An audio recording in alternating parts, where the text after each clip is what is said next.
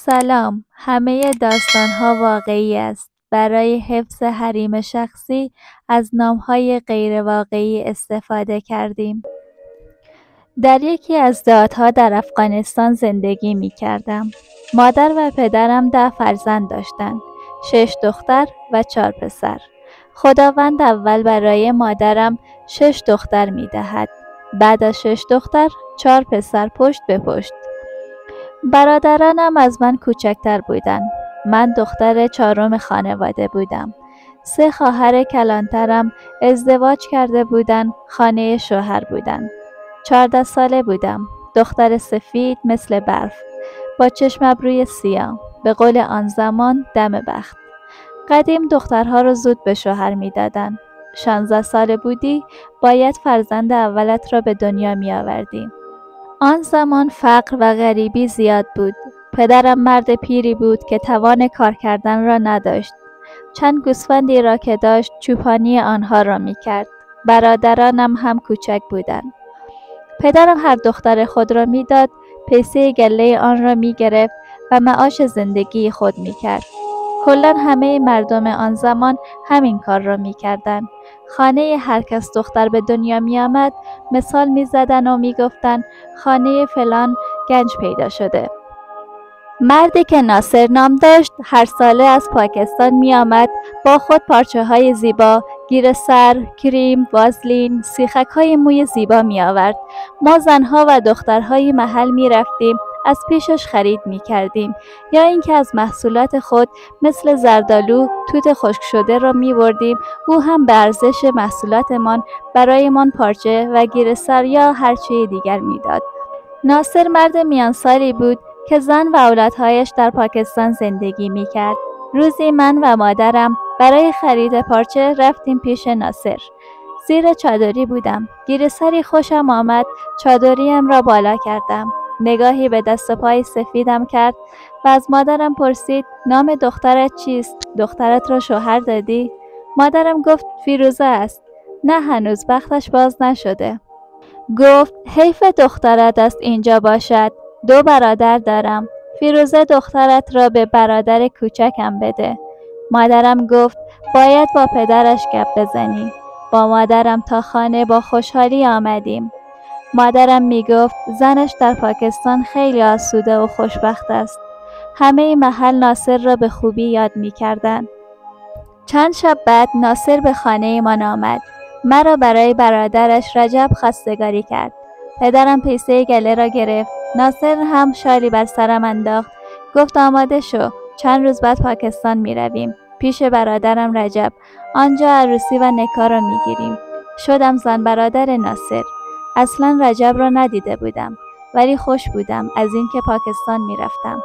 مادرم از پدرم اجازه گرفت تا با من به پاکستان بیاید برای مراسم عروسی که تنها نباشم. خب مادرم کمی بسراغ درست کرد که همراه من ببرد. سوار موتر می شدیم. اول ناصر نشست. بعد مادرم می خواست بشیند. ناصر گفت نه، عروس جوان است. نزدیک کلکین موتر نشیند. در میان ناصر و مادرم نشستم. هوا خیلی گرم بود. بعد از 1-2 ساعت مادرم در موتر خواب رفت. من هم خیلی خسته شده بودم. سرم را سر شانه مادرم گذاشتم. خواب رفتم. با لمس کردن دستی که بغلم را دست میزد بیدار شدم. دست ناصر بود. موقع خواب شلوارم بالا رفته بود. نگاه بدی به پاهایم میکرد. زودی چادریم را سر پاهایم انداختم. حس بد پیدا کردم. ولی بیخیال شدم. فکر کردم شاید اینطور بد متوجه شده باشم. دیگر خواب نرفتم تا رسیدیم به قندهار. قاچاقبر گفت امشب اینجا هستیم. فردا صبح زود طرف پاکستان حرکت میکنیم. ناصر هم یک اتاق کرایه کرد که شب آنجا بمانیم. کمی بسراغ و نان روغنی را با چای خوردیم. شب شد. ناصر گفت بخوابیم که فردا صبح زود بیدار میشویم. اتاقمان خیلی کثیف بود. چادر مادرم را سر زمین نوار کردم. چادر خودم را سرم انداختم. پشت مادرم خوابیدم. دم صبح بود. مادرم رفت تشناب وضو بگیرد. تشناب هم از اتاقمان کمی دور بود. تا می رفتیم می آمدیم 5 یا 6 دقیقه طول می کشید. به پای مادرم بیشتر. همینطور خواب بودم که ناصر خود را سرم انداخت. شلوارم را کشید. انگار یک چیز محکمی به بدنم رفت. جیغ زدم. مادرم یک چراغ دستی به دستش بود آمد. روی من لایت انداخت. دید ناصر روی من خوابیده. من هم جیغ میزنم و گریه میکنم. شروع کرد به سر صدا کردن. ناصر هم زود بلند شد. شولبندش را بست. از اتاق بیرون شد. من هم از ترس می‌لرزیدم و به چند قطره خونی که سر چادر مادرم ریخته بود نگاه می‌کردم. هی گریه می‌کردم. هوا کمی روشن‌تر شد. ناصر آمد. مادرم دوباره شروع کرد به دوا کردن ولی فایده نداشت. ناصر گفت اصلاً فیروزه را به نکای خود در می‌آورم. باورم نمی‌شد که اینقدر مرد حریصی باشد. تمام شب منتظر این بوده مادرم بیرون برود تا کار خود را کند. دیگر راه چاره‌ای نبود. اگر دوباره به خانه می‌رفتم بین مردم بدنام می‌شدم. صبح آن روز طرف پاکستان حرکت کردیم. زیر چادری گریه می‌کردم و به دل ناصر را نفرین می‌کردم. برای زندگیم چه فکرها کرده بودم. حال باید زن دوم ناصر می‌شدم. رسیدیم آنجا. رجب را دیدم. پسر جوان و خوشچهره‌ای بود که به استقبال ما آمده بود. با دیدنش بیشتر ناراحت شدم. خوشحال بود که برادرش برایش زن آورده ولی بیخبر از این که برادر کثیفش سر نامزدش چه کار کرده بود. تا به خانه رسیدم مادرم مرا حمام فرستاد. حمام بودم. سرصداهایی بلند شد. مادرم همه چیز را به خانواده ناصر گفت. برادر به جان برادر افتاده بود. زن ناصر می گفت اگر سرم باغ آوردی دست اولادهایم را می گیرم و می روم خانه پدرم و هیچ وقت اینجا بر نمی گردم. رجب هم می گفت من دست خورده کسی را نمی گیرم. ناصر می خواست مرا به نکای خود در بیاورد. زنش قسم خورد و گفت یا خود را می کشم یا می روم ازت شکایت می کنم. من دختر دهاتی اصلا نمی دانستم شکایت چیست. ناگهان زن ناصر به ناصر گفت چرا به نکای موسی در نمی آوری؟ موسی اینطور به خانه دلگرم می شود. موسی برادر دوم ناصر بود که هیچ وقت یادی از او نمی کردن. آن وقت نمی دانستم چرا آنها اینطوری گفتن. چند شبی گذشت. از موسی خبری نبود. مرا بردن دکتر زنانه. رحیمم را پاکسازی کردند که از ناصر اولاددار نشده باشم. چند روز بعد از همان کوچه برای رجب زن آوردن. یک عروسی گرفتن و در اتاقی که قرار بود از من باشد رفتن شروع کردن به زندگی کردن. من هم در اتاق موسی زندگی می کردم. یک اتاق کوچک نمدار با وسایل خیلی کهنه. ولی از خود موسی خبری نبود. مادرم با خونجیگری تمام رفت افغانستان. بعد از یک ماه شبی مرد سیاه با قد کوتاه لاغرندام را با یک ملا به اتاقم آوردن. نکاح را خواندن. آن مرد موسی بود. آنجا فهمیدم چرا برای موسی کسی زن نمیداد یا چرا مرا به موسی دادن. بله، موسی چرسی بود. مرا به نکاح یک مرد چرسی و معتاد درآورده بودند. راه چاره‌ای نداشتم. باید تقدیرم را قبول می‌کردم. به موسی گفته بودند من بیوه هستم. آن شب یک شب وحشتناکی را با موسی گذراندم. موسی اصلاً به خانه نمی آمد. هر 2 هفته بعد یک بار می آمد. او هم با لباسهای کثیف، بدن بویدار و با وضعیت خراب و حالت نشه به خانه می آمد. شبها از ترس ناصر در را قفل می کردم. وقتی صدای خنده و گپ زدن رجب و زنش از اتاقشان می آمد یا اینکه ناصر را در کنار زن و اولادهایش می دیدم کلی در تنهاییم گریه می کردم. مدتی بود که ناصر دوباره به من ابراز علاقه می کرد یا اینکه عذاب وجدان داشت. نمی فهمیدم. هر میوه یا هر چیز دیگر را که برای خودشان می خرید اول از همه به دست دخترش برای من میفرستاد تا اینکه زنش متوجه رفتار شوهرش شد. با منم خیلی بد شده بود. روزی موسی به خانه آمد. کمی سرحالتر از همیشه. برایش چای دم کردم. پیش موسی نشسته بودم که زن ناصر آمد. با شانه‌اش مرا هل داد. به موسی گفت فکر کردی ناصر در حقت پدری کرده برای زن آورده؟ نه، اینطور نیست و تمام چیز را برای موسی قصه کرد. موسی را حسابی پر کرد و سر غیرت آورد. موسی هم از کار برادرش عصبی شد. رفت با ناصر جنگ و دعوا کرد. در حد توان همدیگر را زدند. موسی در را محکم زد و از خانه بیرون شد. حیران مانده بودم که سرنوشتم چه می شود. اگر موسی مرا طلاق دهد چه می شود؟ حاضر بودم بمیرم ولی طلاقم را ندهد، چون آن وقت طلاق خیلی عیب بود. موسی رفت. ناصر هم تا توانست زنش را زد. فردای آن روز موسی آمد رفت داخل اتاقمان. همه وسایلم را بیرون کشید. التماس می کردم و می گفتم مرا طلاق نده، پس روانم نکن. مردم برای پدر و مادرم گپ در می آورند. 2 خواهرم هنوز مجرد است.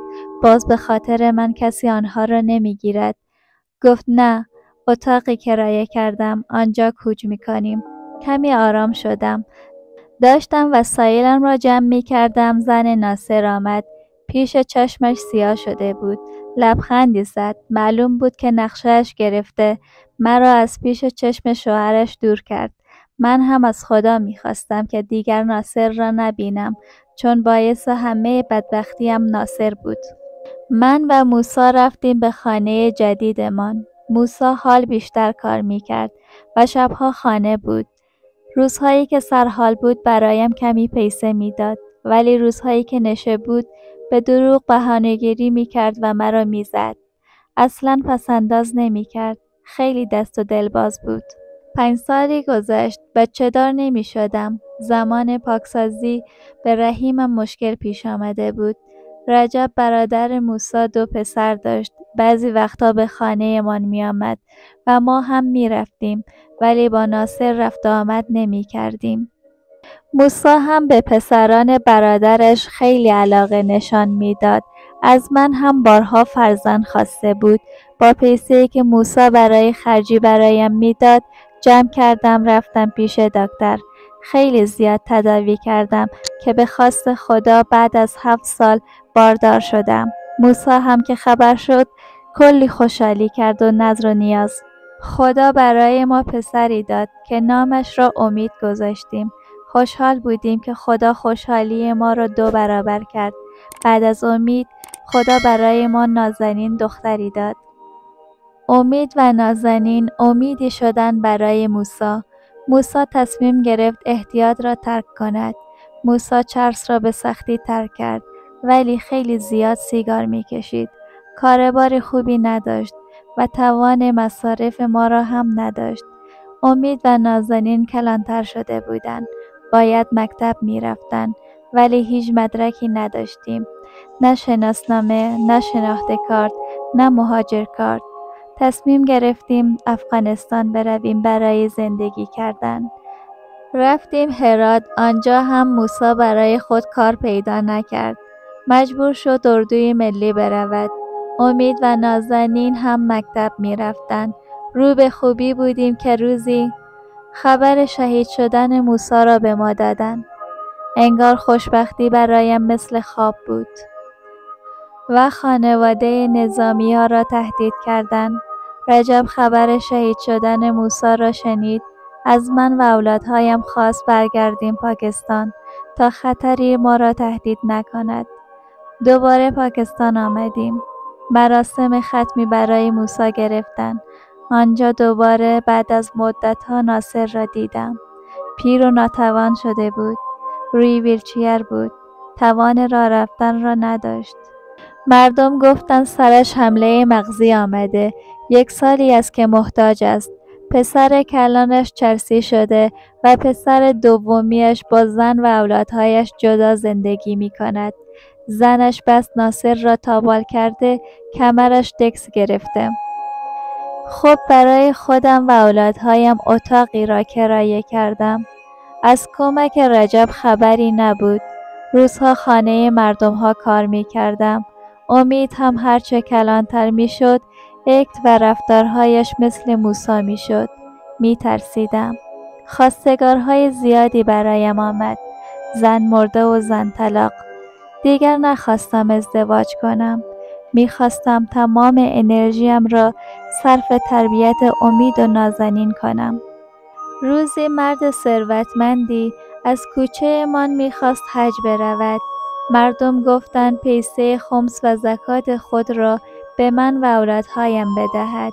آن مرد زمینی داشت کمی بیرون از شهر بود. برای ما داد. من هم از خوشی روی دست و پاهایش افتاده بودم.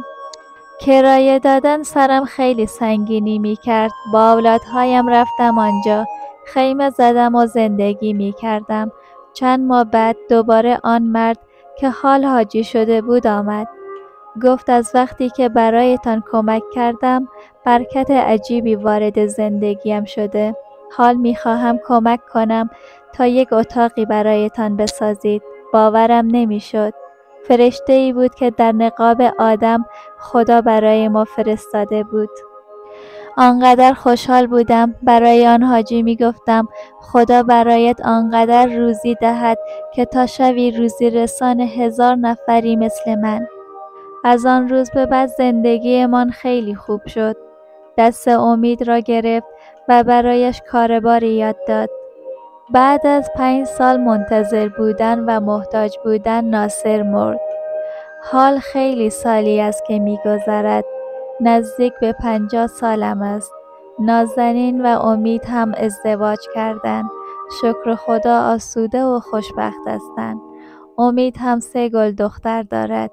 شکر خدا با دعا و مواظبت امید به راه بد نرفت. دختران امید مثل گل از من مراقبت می‌کند.